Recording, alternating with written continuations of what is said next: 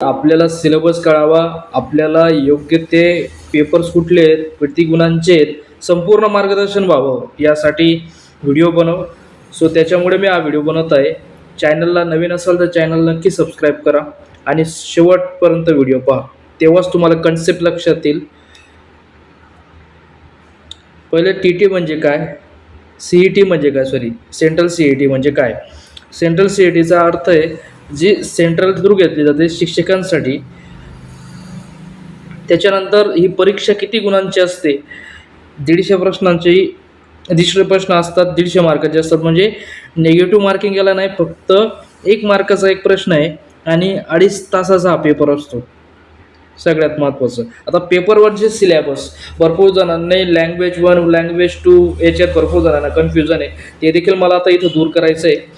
Paper 1 मध्ये तुम्ही जी language select केली असेल, मराठी, हिंदी, इंग्लिश. पेपर 2 मध्ये मराठी, हिंदी, इंग्लिश.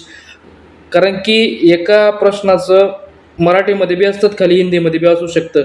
मराठीत वरती असेल तर खाली इंग्लिशमध्ये बी असू शकतं. 2 लँग्वेज प्रिफर करणं गरजेचं असतात. या सेंट्रल CETच्या माध्यमातून ते नियम असतात. त्याच्यामध्ये तुम्ही मॅथ्स आणि सब्जेक्टची गोष्ट करतो मी आता. सब्जेक्टमध्ये मॅथ घेऊ शकतात किंवा तुम्ही EVS म्हणजेच इन्व्हायरमेंट सायन्स असेल किंवा सोशल सायन्स, अशा पद्धतीचे 2 सब्जेक्टचा मिळून एक सब्जेक्ट असतो EVS. त्याच्यात तुम्हाला सिलेबस काय आहे, तर त्या सिलेबसचं मी आज एक 30 मार्काचं तुम्हाला सांगतोय. बालविकास शिक्षणशास्त्र, शिक्षकांचे शिकण्याचे सिद्धांत आणि समावेश शिक्षण या पद्धतीत 30 मार्काचं असतात.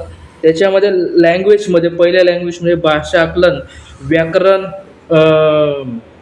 या बाकीच्या गोष्टी किंवा पद्धती असतात, अध्यापन पद्धत असते.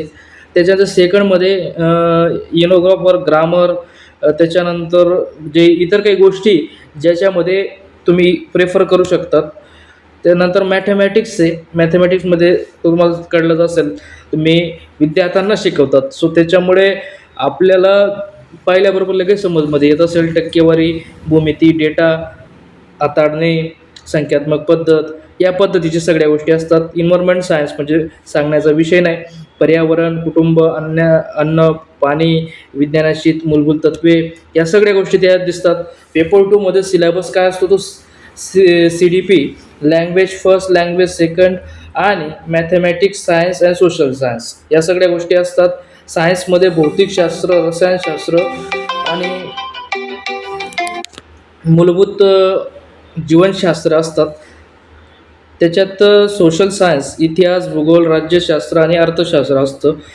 महत्त्वाची पुस्तके आता कोणती वाचायची, महत्त्वाची पुस्तकेसाठी CET गाईड म्हणून एक येतं. त्यानंतर प्रिव्हियस इयरची प्रश्नपत्रिका असेल ती बघा, मॉक टेस्ट बघा.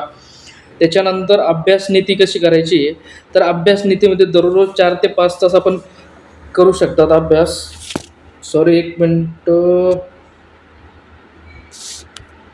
असं मध्ये कोणी डिस्टर्ब करतं राव. तर मध्ये 1-2 तास तुम्ही अभ्यास करू शकतात, मॉक टेस्ट देऊ शकता, रिव्हिजन करू शकतात.